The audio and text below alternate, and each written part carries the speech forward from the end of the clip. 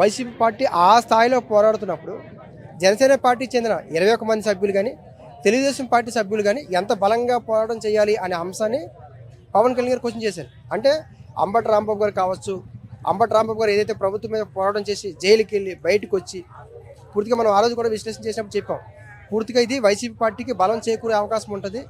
అంబటి రాంబాబు గారు ఇంటి మీద దాడి చేస్తే వైసీపీ కాపు సామాజిక వర్గాన్ని తన వైపు తీసుకొని తెలుగుదేశం పార్టీ మీద నిందేసే ప్రయత్నం చేస్తుంది. వైసీపీ పార్టీ వ్యూహం కానీ స్ట్రాటజీ కానీ చాలా బలంగా ఉంది.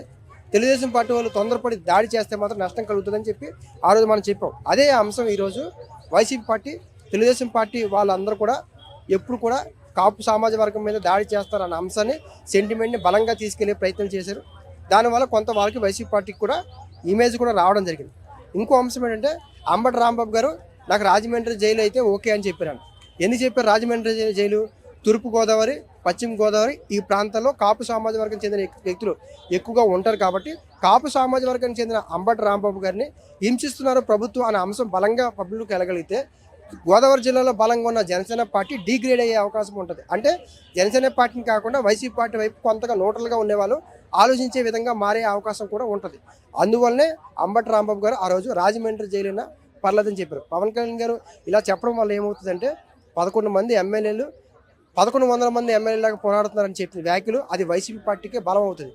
అంటే వైసీపీ పార్టీ బలంగా ఉందనే విషయం స్వయంగా పవన్ కళ్యాణ్ గారే చెప్పినట్టు అయింది. కాబట్టి ఎప్పుడు కూడా ప్రతిపక్షం మీద విమర్శ చేసేటప్పుడు డిగ్రేడ్ అయ్యేవాళ్ళు తప్ప వాళ్ళు ఎంకరేజ్ చేసే విధంగా అయింది. అంటే 11 మంది ఎమ్మెల్యేలు 1100 మంది పోరాడుతున్నారంటే వైసీపీ వాళ్ళు రేపు ఇంకా బలంగా పోరాటం చేసే అవకాశం ఉంటుంది.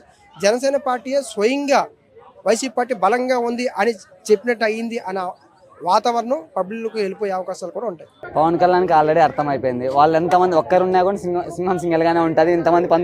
ఇంతమంది ఉన్న పందులు సింహమే అన్నట్టు ఉంటుంది. ఓకేనా, గుంపులుగా వస్తున్నాం మేము. వాళ్ళు ఎంతమంది 100 మందితో సమానంగా లెక్కేస్తున్నారు.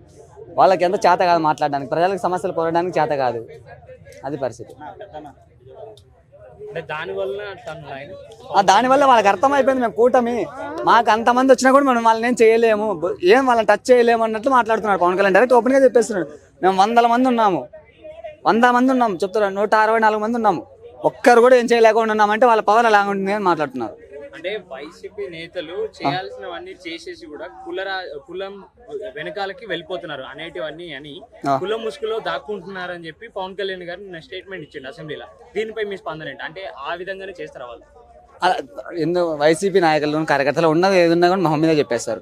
వీళ్ళ మాత్రం దొంగ రాజకీయాలు, టాపిక్ డైవర్ట్ చేయడాలు కానీ అలాంటివి ఏమి ఉండవు. డైరెక్ట్ ఏదున్నా కూడా ఇది జరిగింది అని చేసేస్తున్నాడు. అంటే కుల రాజకీయాలు, మత రాజకీయాలు స్టార్ట్ చేసింది వైసీపీ అని చెప్పి కూటమి ప్రభుత్వం అంటా ఉంది. దీనిపై మీ స్పందన ఏంటి? దేవునితో ఆడుకోవడం, కల్తీ లడ్డుని ప్రతిసారి తీసుకురావడం అంతా చేస్తున్న టీడీపీ ప్రభుత్వం, కూటమి ప్రభుత్వం, వైసీపీ ప్రభుత్వం. ఏ ప్రభుత్వం చేసి తెలుసుకొని మాట్లాడితే పవన్ కళ్యాణ్ గారికి బాగుంటుంది. అంటే వైసీపీ పార్టీ చేస్తలేదా? వైసీపీ పార్టీ మీద తప్పు నిందలేశారు, కానీ రాత్రికి రాత్రి తేలిపోయినారు. దానివల్ల పెయింట్లు కొట్టించి ఫ్యాక్టరీ పేర్లు మార్చడం, మొన్న డయేరియాతో చనిపోవడం, కల్తీ నీరు చనిపోవడం, ఫైర్ యాక్సిడెంట్లో రాజమండ్రిలో చనిపోవడం, అంత దాంట్ల గురించి ఏం మాట్లాడరు. ప్రజల సమస్యల గురించి మాట్లాడరు, అసెంబ్లీల గురించి ఇలా పని లేని దాని గురించి మాట్లాడారు. ప్రజల సమస్యల గురించి ఎత్తే నాయకులే లేరు అక్కడ. ఏమన్నా మాట్లాడితే మైకులు కట్ చేస్తున్నారు. అదేనా వాళ్ళ కూటమి ప్రభుత్వం చేస్తుంది? చేయాల్సింది అదేనా? ప్రజల సమస్యల మీద పోరాడండి, ఎవరన్నా కూడా బాగుంటుంది. ఏదన్నా ప్రజల సమస్యల గురించి అడిగితే మైకులు కట్ చేస్తున్నారు. అంటే మొన్న బొత్స సత్యనారాయణ గారు కూడా అనారోగ్యంతో ఉండి కూడా అసెంబ్లీకి వచ్చారు. వారిని కూడా రెస్పెక్టబుల్ గా రిసీవ్ చేసుకుని లోకేష్ గారు నమస్కారం తెలపడం అయితే జరిగింది. అంటే మా గౌరవం అది, మేము ఇచ్చే సంప్రదాయం అదని చెప్పి వాళ్ళు చెప్తా ఉన్నారు. ఇది కూటమి ప్రభుత్వం, మేము అట్లా హానబుల్ రిసీవింగ్ ఉంటాయి మా దగ్గర నుండి అని చెప్తా ఉన్నారు. దీనిపై మీ స్పందన ఏంటి? అంతెందుకండి, ఓకే వైసీపీ గవర్నమెంట్ లో అసెంబ్లీకి వెళ్తే బాలకృష్ణ అని జగన్మోహన్ రెడ్డి గారు నమస్కరించి, బొత్స సత్యనారాయణ గారు నమస్కరించి, విజయసాయి రెడ్డి గారు అందరూ నమస్కరించి పిలుచుకున్నారు, అలౌ చేశారు. విజయసాయి రెడ్డి గారు ఏదో దాని గురించి సినిమా దాంట్లో గురించి మాట్లాడాలి, జగన్ సార్తో అపాయింట్మెంట్ ఇప్పి అంటే జగన్ సార్ ఒకటే మాట అన్న, ఆయన నాకన్నా పెద్ద వయసులో పెద్దవాళ్ళు అతనితో నేను అపాయింట్మెంట్ తీసుకొని మాట్లాడలేను, ఏదున్నా కూడా మీరే పరిష్కరించండి అన్న అని మర్యాద పూర్వంగా చెప్పారు. జగన్మోహన్ రెడ్డి గారికి ఉన్న వ్యక్తిత్వం అది. అంటే వైసీపీ పార్టీ కార్యకర్తలు ఇప్పుడు చూసుకున్నట్టయితే పేర్లేని నాని గారు ప్రెస్ మీట్ పెట్టి ఆ, ఏమని చెప్పినారంటే మేము 1100 మందిని కాదు 11,000 మందిగా కూడా పుడతాం మేము ఆ.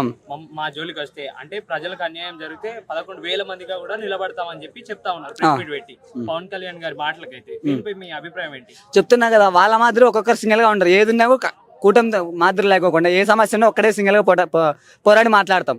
ప్రజల సమస్యల కోసం మాట్లాడతాం తప్ప వాళ్ళ మాదిరి కూటమితో వచ్చి మైకులు కట్ చేయడాలు, భయపడ్డాలు, కేసులు పెట్టాలి అలా ఉంటాం. ధైర్యంగా మాట్లాడితే ఏమేమి ఉన్నా కూడా అయితే కేసులు అయితే 3 నెలలు కూర్చున్నా 4 నెలలు కూర్చున్నా భయపడే సీన్లు అయితే లేవు.